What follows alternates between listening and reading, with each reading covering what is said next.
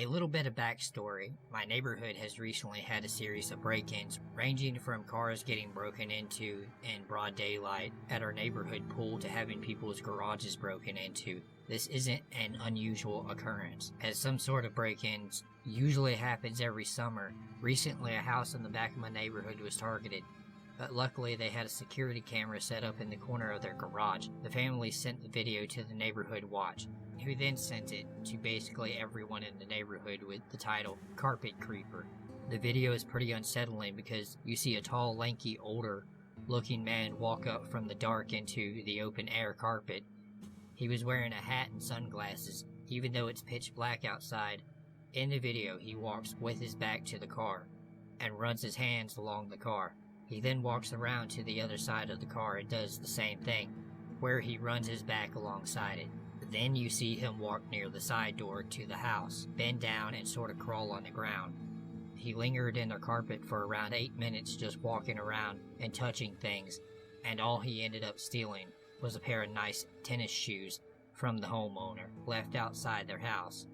So flash forward to tonight. My house has an open air carpet with a security light that is supposed to flash on when someone walks underneath it. With this being said, it's incredibly old and doesn't usually work as quickly as it's supposed to. Around 11:30 p.m., I took my dog out for a walk and the carpet light didn't come on, but I didn't think much of it, so I just turned my iPhone flashlight on to guide the way. After about 10 minutes of letting my dog walk around, I headed back down my driveway, noticing that the light was now on, but I figured it had just kicked on late. I went inside my house, locked the door, and walked directly to the sink to make a glass of water. I was about to walk down the hallway directly to my bedroom, but had remembered I had left my phone charger in the living room. As I turned around, I saw a tall, lanky man standing on my carpet. He was just standing there in between my parents' cars. I literally froze with fear as my back was pressed to the fridge and looked through the front door about 15 feet away, which is all glass, so it was a clear view. The man literally just stood there, as still as a statue, and a smile began to curl up his lips. And it was so fucking terrifying because he had sunglasses on, so I couldn't tell if he was looking right at me. It felt like the staring contest went on for minutes, but it was probably only 5 seconds before he bolted out of my carport and back out into the driveway. I started crying because the thought of the man with at least a foot in height on me being in the same carport hiding behind a car as I walked my dog in and opened the door to my house absolutely terrified me. My parents called the police, but they couldn't do anything because the man ran away. I am now scared shitless to take my dog out at night again.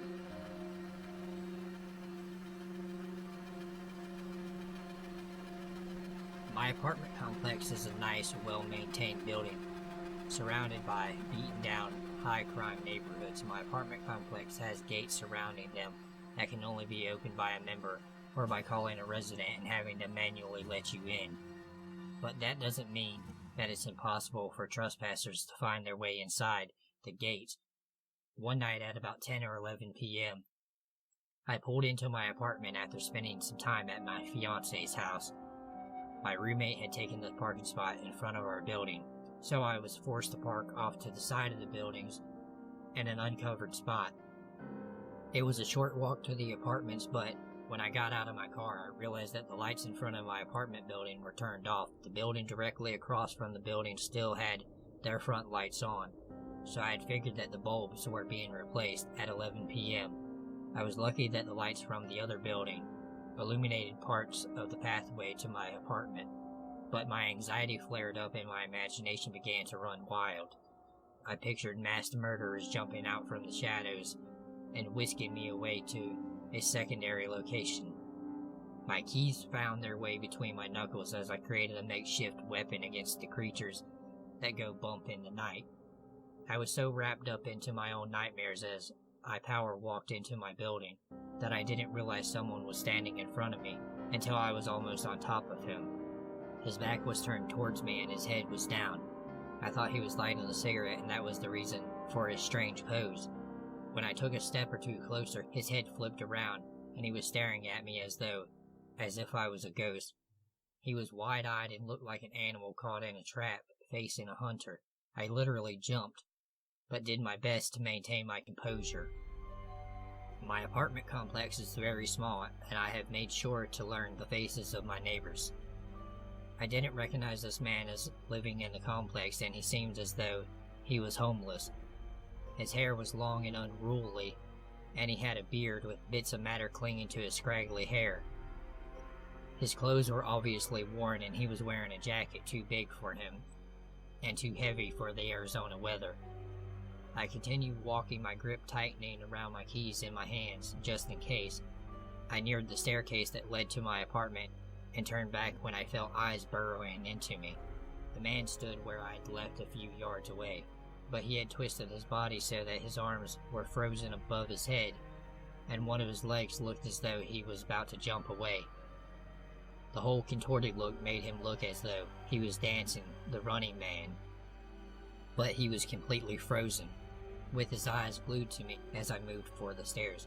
We stood staring at each other. He looked like a screenshot of a 90s dancer, and I'm sure I looked like a drowned rat.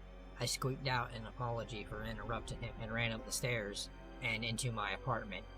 I stood by my door, locking the peephole to see if he had followed me, one hand holding my cell with 911 ready, and the other wrapped around the baseball bat my fiance had left me after the previous encounter at my complex. Thankfully, he didn't go up the stairs, and I was left with nothing but a bizarre story to retell. I did end up calling the apartment complex's manager, and he had informed me that the security officer was on his way to investigate.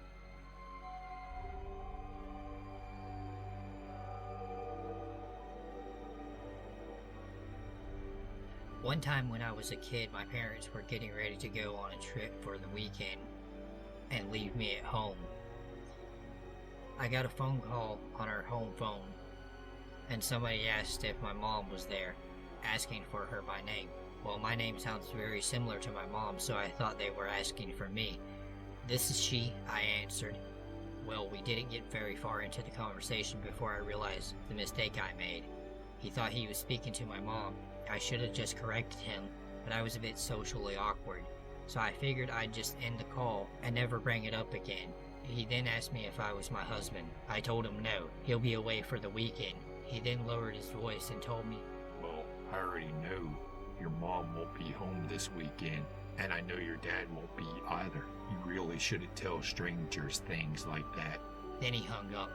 I was petrified, but I was too scared to tell my parents because I didn't want to get in trouble for accidentally pretending to be my mom, so they left on their trip. I spent the entire weekend on edge, constantly making sure my windows and doors were locked, and keeping my dogs by my side every second, until I heard a crash in the basement. Unmistakable. There's a gate, so I know my dogs couldn't have been down there. I immediately called the police, as my parents told me to do so if I ever heard noises in the house. I waited for the police to show up hiding in my closet, ready to wet myself from fear. The police eventually showed up after about 10 minutes, and they investigated the basement and found no sign of anything. To this day, I have no idea what happened that weekend. Whether or not the crash was a coincidence, and the man was just a family friend trying to teach me a lesson about pretending to be my mom, whether someone found their way into the house but was scared off when they heard me call the police, nothing ever came out of it. But I still shudder to think what could have happened to me that weekend. I still don't like to be alone in the house over 10 years later.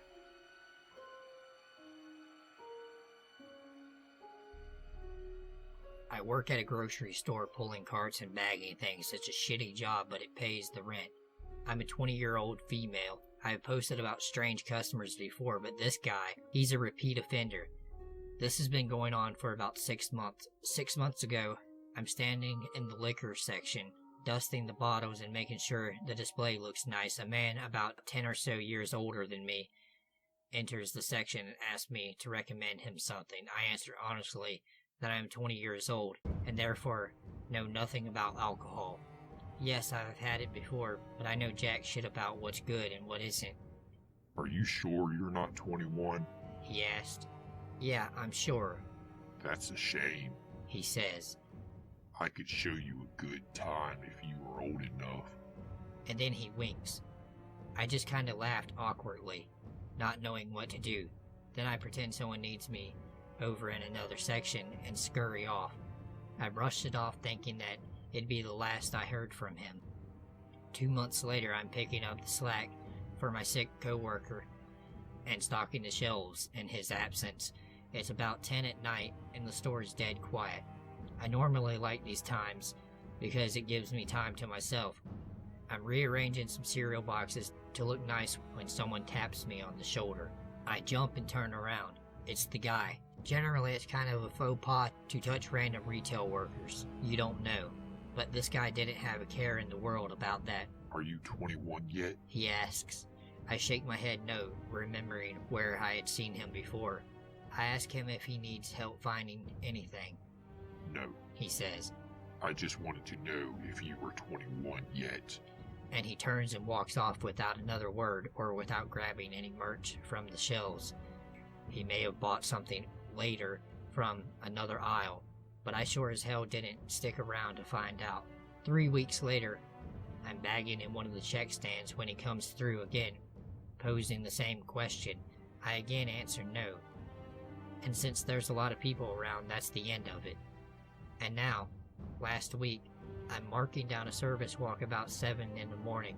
Basically, that means I walked to the store and made sure that there were no messes or safety issues. I'm at the customer service desk alone, and my back is turned. I hear someone clearing their throat and turn around. Are you 21 yet? He asks. He's staring intently, like he's trying to will me to suddenly be 21. I once again answer no. I am not 21. He scowls at me. Are you sure? He asks me again. Oh yes, I am quite sure. Thank you very much. Thankfully, my manager swoops in to take care of what he needed, and I get the fuck out of Dodge. I've told my managers about this dude, and they don't really seem to care.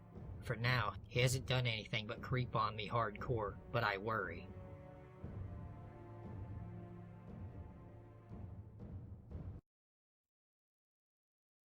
At the start of the summer going into my freshman year of high school, my family moved to a new neighborhood in the same city, but far enough away from where we had previously lived for me to have to make new friends.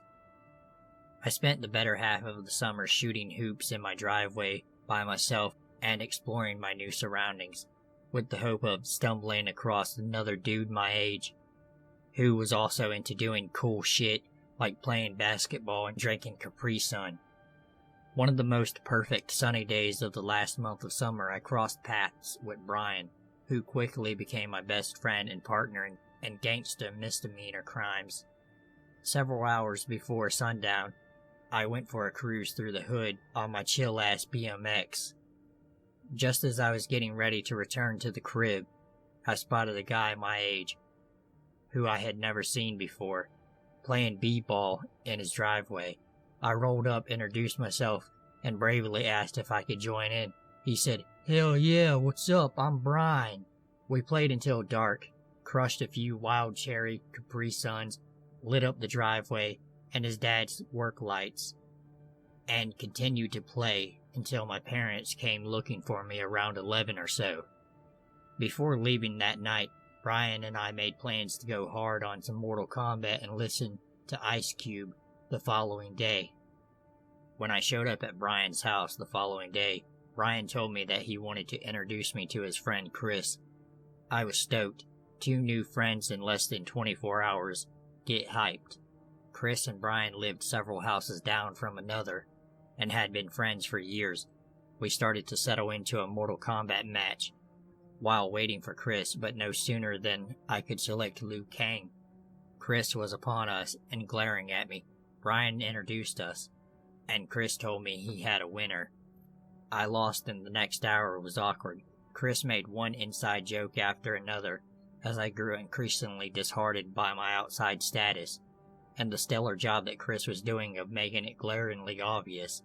Brian would later explain to me that Chris was just like that, and that I should not worry, and I would later not worry for, let's say, the next 3 or 4 years.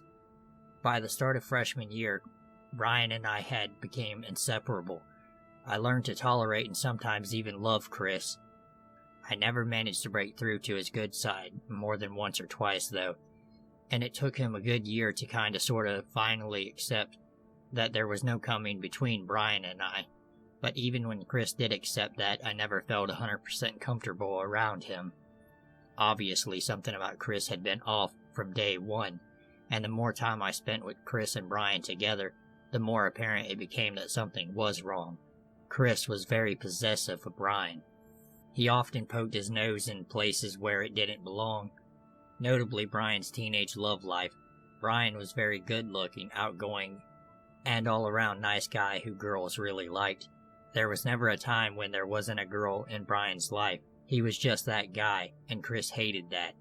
Chris would become visibly angry when Brian would talk to girls or about girls, and he would try to convince Brian that whatever girl he was talking to or about at the time wasn't good enough for him. It was clear that this was more than just Chris looking out for Brian. Beyond being shrewd and controlling of Brian, Chris was also very condescending towards him. He would speak down to Brian often and snap at him for stupid reasons that never made sense to anyone. Whenever Brian stuck up for himself or shot back, Chris would ask Brian if they could go speak in private. If Brian said no, which he did more as time went on, Chris would become gravely offended, throw a temper tantrum, and storm off, only to return 15 minutes later asking to speak to Brian alone again. By our junior year, I instinctively found myself paying very close attention to Chris's interactions with Brian, and that's when I first remembered noticing that the way Chris looked at Brian.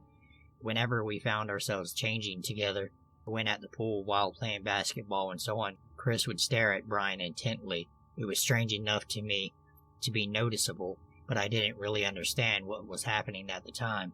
One night over the summer, going into our senior year, the reason for at least some of Chris's high strangeness became clear to me. That night, Chris, Brian, and I, along with our friend Zach, played basketball late into the night and crashed together at Brian's house, as we so often did.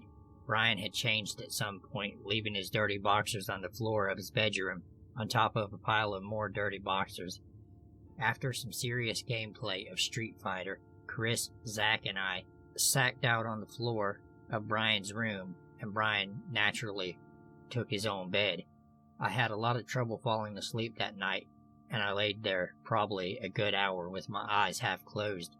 During that time, Chris sat up, looked closely at Zach, then at me, then at Brian, then asked if anyone was awake.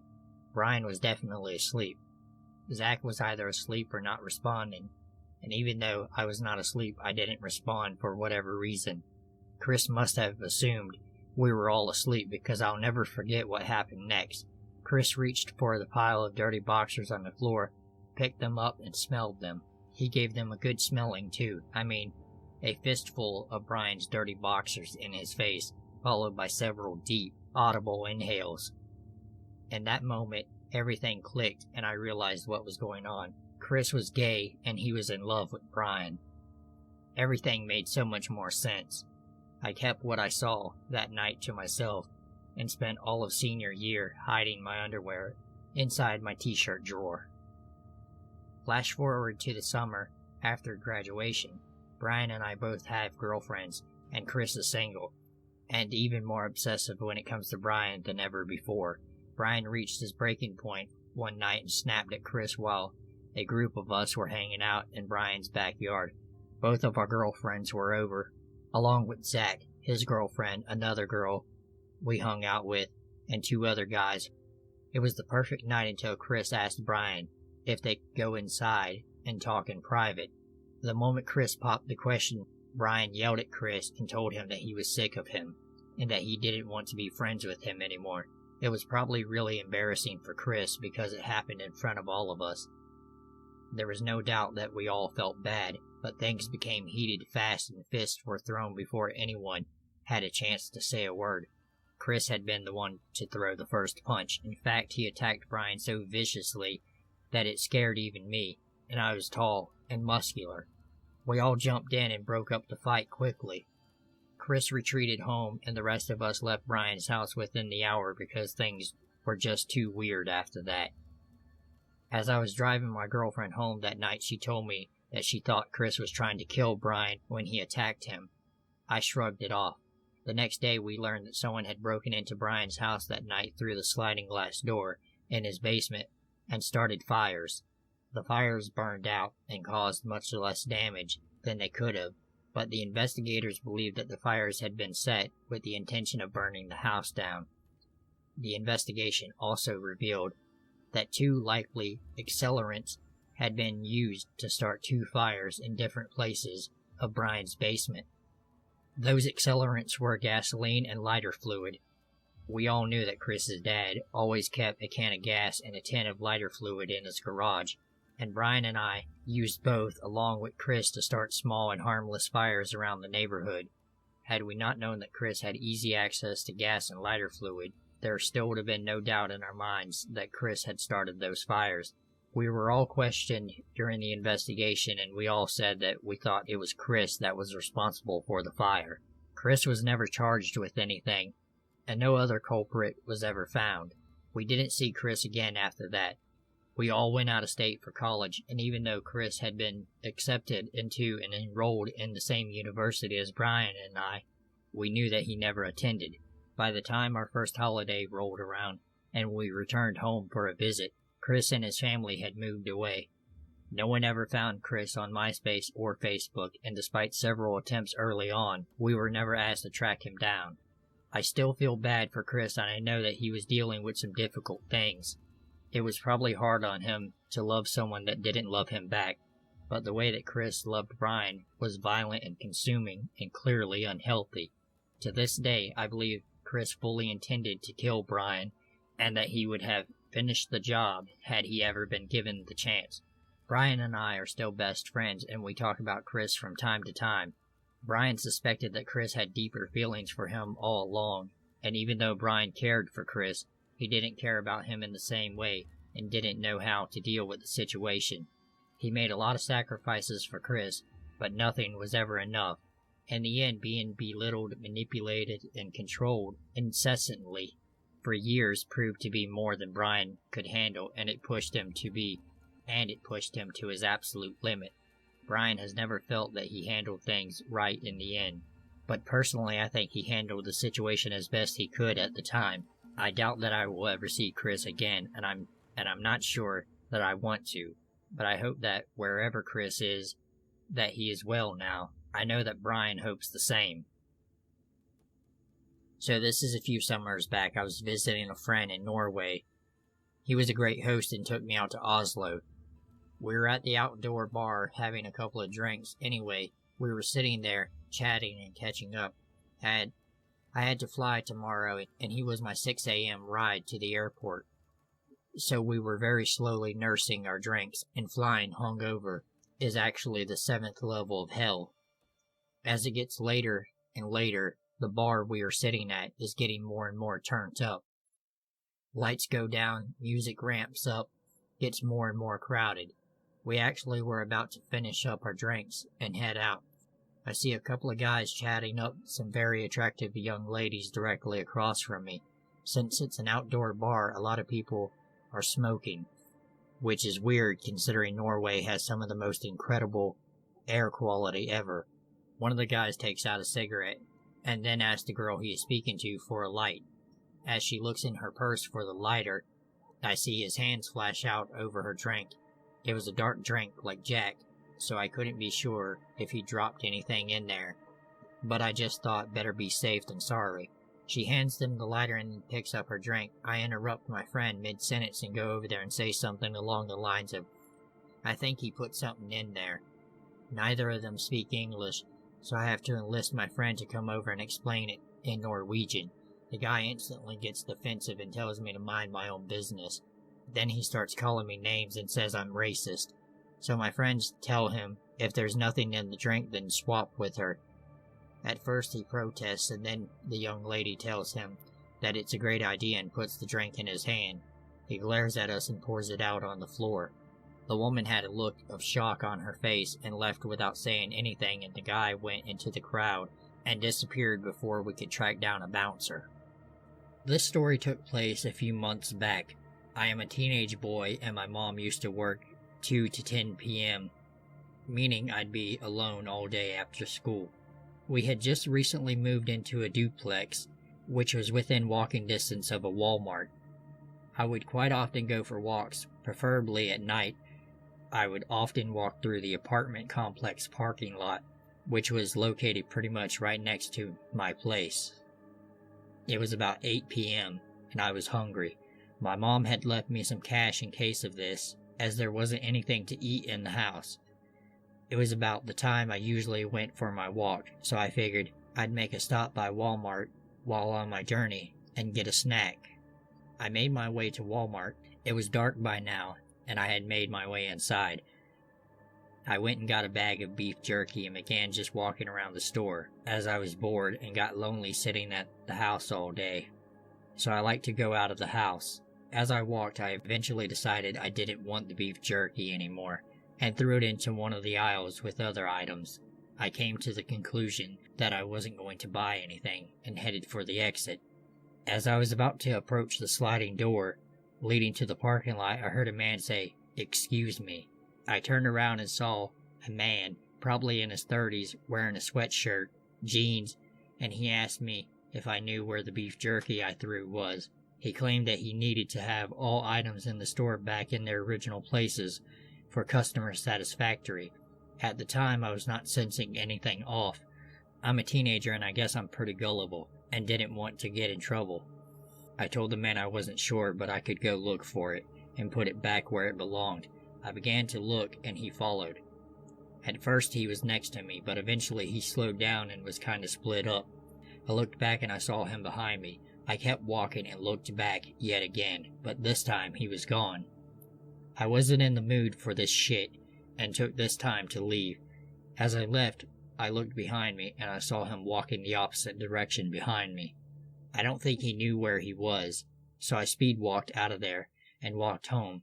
I looked behind me as I walked, and never saw anyone following me. By that point I had suspected something was up. Nothing ever became of it, and I forgot all about it. I am just now recalling it. The whole thing just strikes me as weird. I'd actually seen the guy walking around before he talked to me, browsing in one of the aisles. The fact that he knew where I put the beef jerky somewhere means he obviously seen me take it and followed me until I decided to dump it. He obviously didn't work there, and he was not in uniform. He also had his phone in his hand the entire time, although I can't really figure out what his intentions were. Seeing as well, it was Walmart, a very public place. Looking back, I wish I would have questioned the situation more, and asked if he had worked there, and asked one of the employees if they knew him. But I suppose it all worked out, because I had made my escape, and all is well now. If you guys have any insight as to what the hell happened, please let me know. Perhaps he was legit and I am just dumb, and I am missing something. Or maybe he had other plans. This happened to me last summer. It was all over the news, and if I gave my name, you would be able to Google me and read my testimony. But for now, I will reserve that information.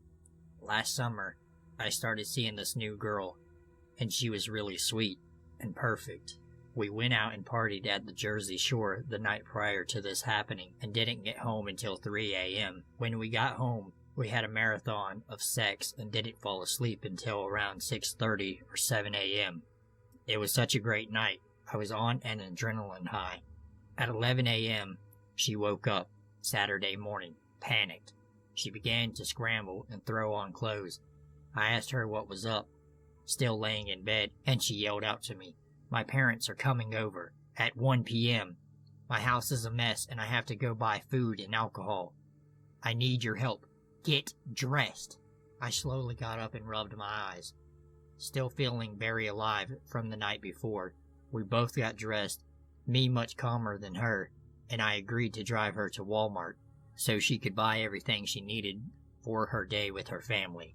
When we got to Walmart, she asked me to just let her out by the front entrance, and I suggested I would just wait in the car, as I was half asleep still, and would have only slowed her down. She rushed into the store, and I went to go find a parking spot. The parking lot was packed, so I had to park far away by the tire shop across the lot. I texted her to let me know when she was coming out so I could pull up and pick her up where I dropped her off. As I sat in my car, slightly daydreaming about the great night I had, and fantasizing about the great days to come with my new friend. I closed my eyes. I felt myself doze off, and it was amazing. The air conditioning from my car greatly easing me to sleepland. A few minutes later, my heart raced as I suddenly and violently jolted from my nap. Some very sketchy-looking man stood outside my passenger window, holding a red gas can. The way he knocked on my window jarred me. I was pissed, and I'm a pretty big guy at 6'5", and this creep was very tall as well, but very gaunt and slender. A lanky-looking drifter, who is probably the kind of scumbag that would take any drug you put in front of him. He motioned to me to roll down my window, and stuttered out to me, "Hey, sir, do you think you can help me out? I just need a few bucks for gas.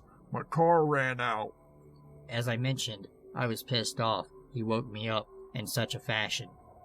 So my immediate response was a very dismissive and rude, "No, I don't have any cash." The vagrant implored, "Sir, please, I'm desperate and stranded." And again I said no, dismissing him again, and began to roll up my window. He stuck his free hand on top of the window glass. "Sir, even the change in your cup holder could help me. Please, I'm in a horrible situation." Realizing this guy wasn't going to leave me alone, I decided to give in and reach into my pants pocket, where I fished out a few singles. Before I gave them to him, my friend texted me. I put my phone down and rolled my window down. I reached toward the man with $3 in my hand, and what happened next changed my life. In less than a second, I could see he was gearing up to attack me. His face got serious, and he pursed his lips, gritting his teeth, as he dropped the gas can and reached in with his left hand, lunging for my arm and grabbing it with all of his strength. I tried to pull away and screamed, "Get the hell off of me!" But he had my arm in a vice grip. With his free hand, he reached into his back pocket and pulled out a syringe, which was loaded with God knows what. He turned, freeing my arm up a bit, but it was too late. He had already stuck his needle in my arm and pushed the plunger down, releasing whatever it contained into my bloodstream. I screamed and pulled my arm free. He pulled back and stared into my car and screamed at me, and I screamed at him I was going to kill him. This made him even more intense, as I remember him screaming, "Bring it on." But before I could hear what he said next, I felt my eyes go black, and myself lose consciousness. I was cold. As it turns out, I woke up several hours later in the hospital bed, my friend and my parents, and my brother standing over me. They rejoiced as I came to, and my mother called for the doctor and nurse. I asked what happened, and my mother told me, "Sweetheart, you were attacked. A deranged maniac stuck you with a paralyzing agent, and you passed out. Jen had spotted your car and what was going on. She's the reason you are alive. She saw the man standing around your car and noticed you weren't moving. So she called 911, and luckily, there was a police officer down the street that responded in under 2 minutes. Jen screamed out at the man that she sees him and that she called the cops and that they were on their way. He jumped into the car and tried pushing you out of the driver's seat. But before he could, the police arrived and took him down with a taser. It turns out he was homeless and recently released mental patient, and he intended to abduct you, and God only knows what he was going to do next, but Jen saved your life." What a huge bombshell to drop on someone who had just returned to the land of the living. Jen and I are engaged now, and we plan to get married. The story that I am about to tell happened because I guess I am too nice to people. When I was 17, I was a pretty blonde girl who was very nerdy. I would often get guys who wanted to be more than just friends when they found out I liked games and films, but they always just made their crushes known, and I would gently let them down. I had a high school boyfriend at the time. I worked at a movie theater in the Midwest. I loved this job and became good friends with the people I worked with. It was the perfect job for a teen who loved movies and needed to work after school. That was until I met Simon. Simon was a guy who worked at the theater with me. He seemed nice enough, a little geeky, and not very attractive, but kind of just a regular guy. I was friendly, as I always was. He was almost 10 years older than me, so I wasn't too worried about him thinking I wanted to be more than just friends. As time went on, he gave me more and more attention, talking to me for hours during the downtime when movies were playing. I suspected he might like me, but I wasn't too worried, as he was a manager and I wasn't, and dating between managers and staff was not allowed, so I thought he would just keep it to himself. Then after a year, I was asked to move to another theater as the one I worked at would be shutting down in a few months. I agreed, but was the only member of the staff to be offered this option. I realize now that this was not as fortuitous as I thought it would be. Just a week after I started at the new theater, Simon showed up to say hi. I was friendly as always and was nice to him. After all, we were the same movie chain, so he could come here and watch movies for free if he wanted to. I thought it was innocent, but soon started to feel uncomfortable with all of the time Simon was spending hanging out at my theater. I asked my coworkers if he came in when I wasn't there, but they said no. Then it dawned on me that we no longer worked at the same theater, so he was free to pursue me romantically without worrying about his job. This made me worry as he started outwardly, if not awkwardly, flirting with me. I found out later that a girl at my job who didn't like me had given Simon a copy of my schedule for the next 2 months. So I started to hide every time I saw him. Every time I saw him, I would make up some excuse to go and hide in the stockroom or in the project booth. It was starting to make me very uneasy.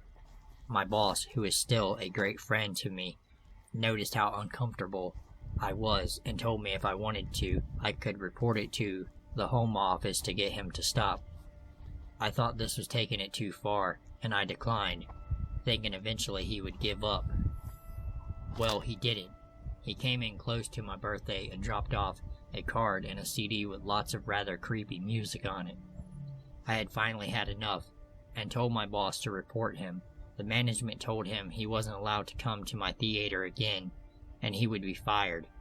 I didn't see him for a few months. I thought it was over, but then I had people I worked with at the old theater who went to high school with me coming up to me in the halls and cussing me out for getting Simon in trouble.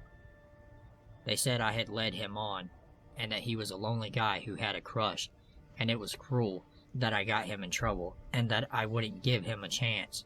I was horrified that he had been spreading rumors to people I thought were my friends. People I thought were my friends were now attacking me at school. I spent the next few months afraid to go anywhere. I lived in a small town and was terrified to go out in case I ran into him. I am generally a nervous person who scares easily, so my parents thought I was overreacting. My boss told me not to worry and that Simon had probably given up. Oh, how I wish that had been true. The day the old theater closed, I was at work. I had to work late, and me and my boss were the last ones to leave for the night.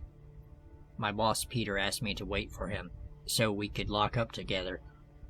It was about 2 a.m. once we left. The doors had been locked since 10 p.m., so no customers could get in. As we walked out, my boss, who had kind of a sick sense of humor, was joking about Simon and his crush on me, probably trying to make light of it to cheer me up. When we stepped outside, I turned to lock the door and my boss shouts, "There he is!" I thought he was joking again, and turned to him and said, "That's not funny." But he wasn't joking. Simon was standing there. With just Peter between us, I froze, my entire body went rigid, and I did not know what to do. I heard Simon say my name, and saw him try to get around my boss, but Peter spread his arms out and blocked him from me. I saw that he had his eyes fixed on me. Peter told Simon to get out of here, and that I didn't want to see him. I struggled to unlock the door, which was notoriously sticky to get open. I could hear Simon trying to get my attention, but I just focused on the lock. Finally, it gave way, and I rushed inside, running for the office, which had a deadbolt security door. I unlocked it and sat inside, hyperventilating. Peter came in and shut the door, checking I was okay. He told me that he told Simon to go home and to not come back or he would call the cops. We sat in the office and waited for what seemed like forever. Peter then said he would go and check out. Peter then said he would go and check to make sure that he had left. And I stayed in the locked office. A few minutes go by and I hear Peter's voice telling me he was coming back. When he opened the door, he looked furious and headed straight for the phone. I asked what was going on, and he said that Simon was still out there. Apparently, he had parked in the shadow of the theater, where it is hard to see. He parked in such a way that I would have to walk past him to get to my car. He parked his van, a van I didn't know he had, in the shadows. Peter had found him crouched down beside the van, as if waiting for something, waiting for me to walk by. Peter had shouted he was calling the cops and ran back inside. By the time the cops showed up, he had left. They took a statement and Peter gave them all of Simon's contact info, as he was still in the system. We guessed he showed up today because he was no longer at risk of losing his job, as the theater had closed down. I never saw Simon again, but it didn't mean I wasn't terrified. I spent the whole year up until I moved away terrified I might run into him again. I never did, but it ruined what should have been a great summer before I left for college. I hate to think what would have happened if my boss hadn't been there that night, or hadn't been smart enough to check that Simon had left. I am still good friends with Peter. He even came to my wedding. I owe him an unknown debt. And to Simon, wherever you are, let's not meet again.